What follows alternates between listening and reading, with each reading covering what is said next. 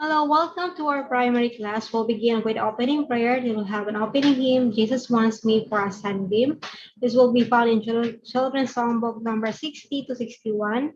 Our lesson is about a house unto my name. When he spoke about a house, he's speaking about his temple, and it should be built on the top of the mountain so that everyone could see.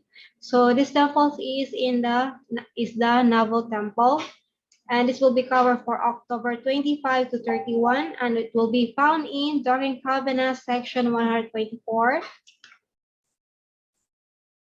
Okay, Jesus is happy when I try to do good. So when we're doing the right thing and righteously, and we are true to our hearts in following God's commandment, so God is pleased with us, and He recognizes also every single thing that we are doing, and also what's in our mind, what's in our heart.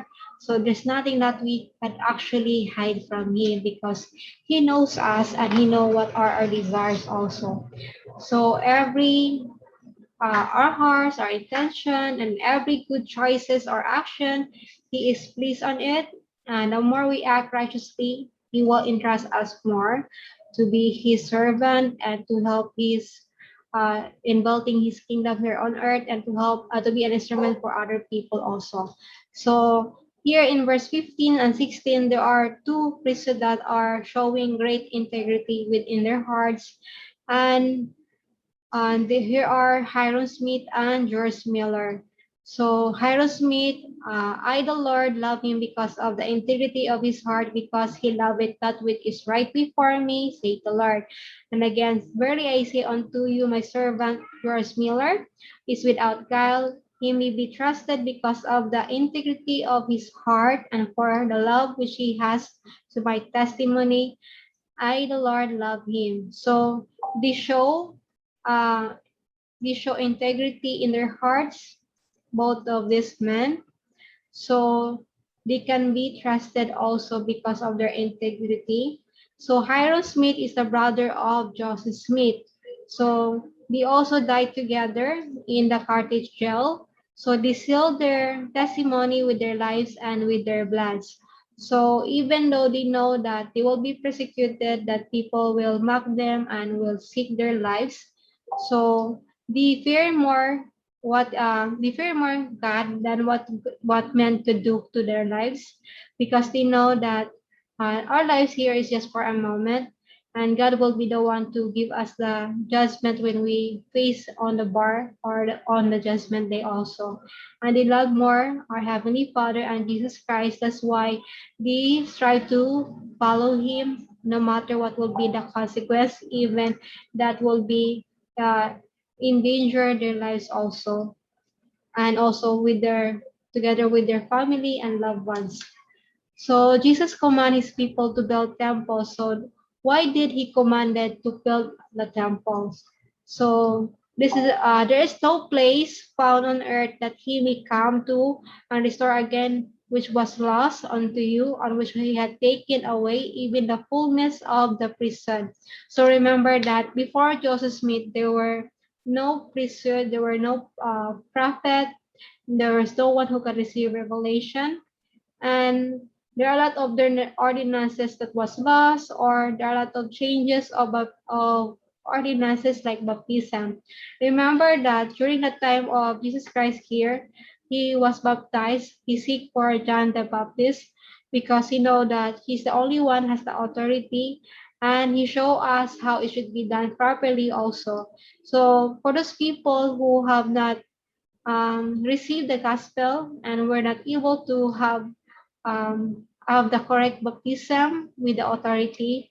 So they are waiting for our time so that we can perform it for them. We call it baptism for the dead, and it will be done inside the temple. It could also be done by young men and young women at the age of 12 years old. So we can also do other ordinances like anointing, washing, and endowment, and temple marriage. So it can only be done also inside the temple.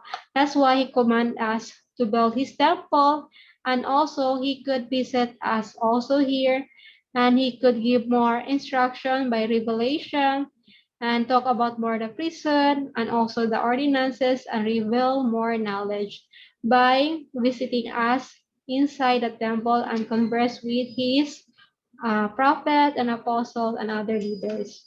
And also the heavenly beings are can visit also inside the temple. So it's the gateway or it's the window of heaven.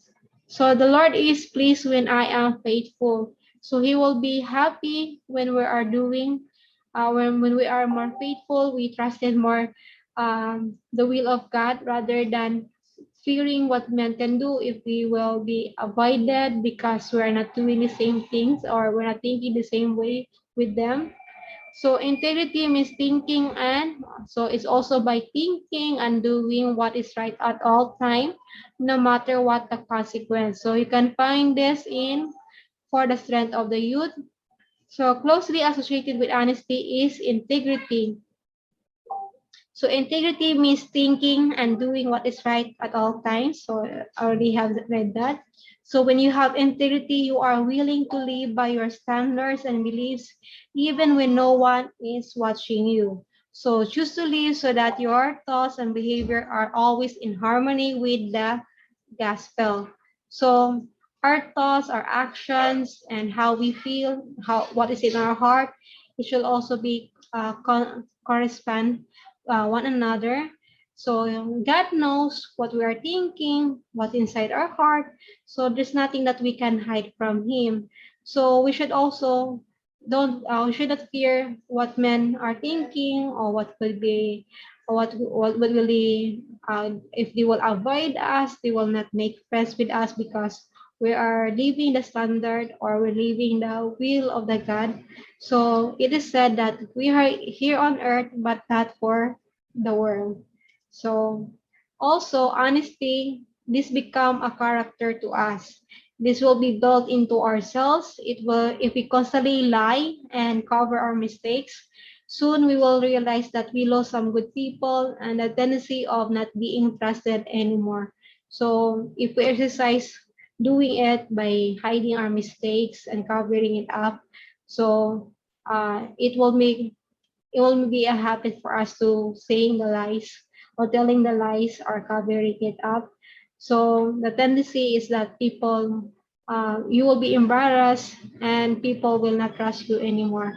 So there are always a consequence of our actions. So they said that you cannot, in honesty, there's true freedom and truth shall set you free by telling the truth all the time also. Okay.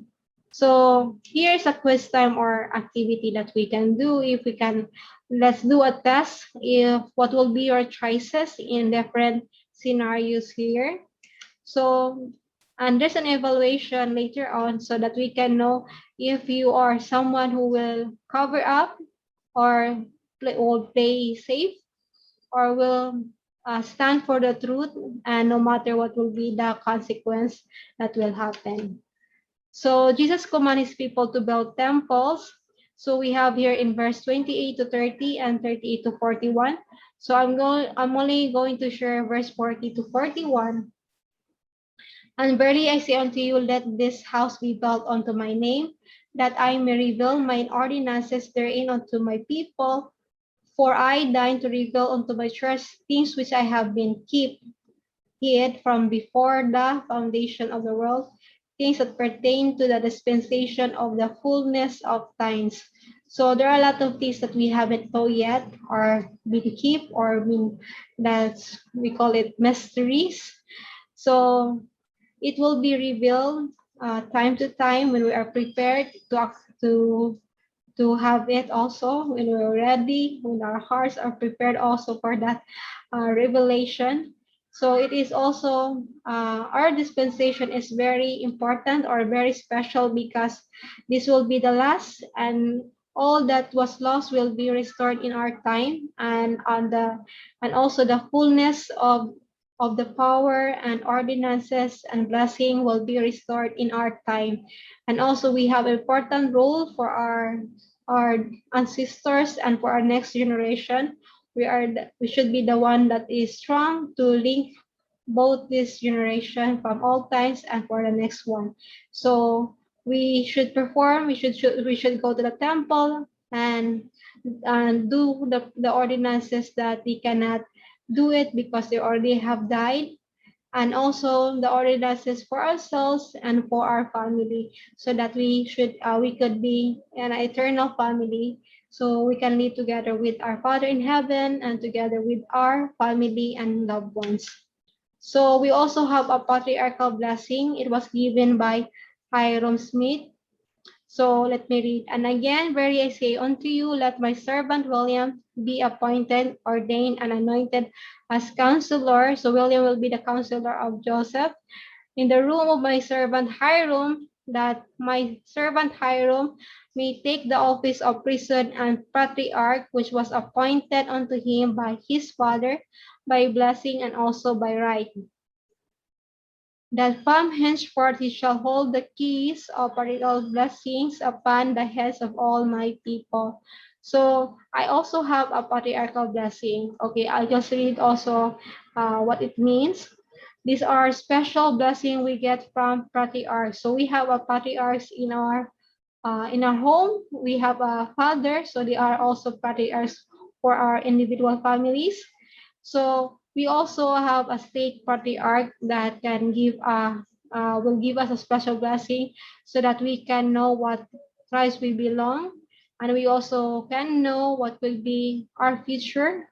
So it will indicate there the possible future that we can have, but there's also associated actions or choices that should we make so that we can receive also those blessings. So this is for a personal guide for us, the practical blessing. So they will bestow the blessing by putting their hands upon our head and bestow. They will say what are the blessings that uh, by instructed by also the Spirit. So this is a gift for those priesthood leaders who are called patriarchs for our state. So I also received on my royal blessing the instruction that I should serve a mission, and it's funny because the missionary work there been stated a lot of times, and during I serve a mission in Manila, I serve a lot of areas like Makati, Paranaque, Pasay, and yeah, so I cannot remember all the all the areas that I serve. And it was a difficult area because it is a very busy, because it's the center of the city or the capital of our of, of Philippines, the Makati. So, but I can see that during my mission, it wasn't so hard to find people who are prepared to accept or to listen to us, and willing also to make the step so that you will be prepared to receive the ordinance of baptism. So I'm also thankful for that experience that I have. So I learned a lot of things, and I learned also what are my strength and also my weakness during I serve a mission. So we have here an activity. So there are three types of temple that we can see here. So during the time of 1000 BC, we have Solomon Temple. In 1846, we have the Nauvoo Temple.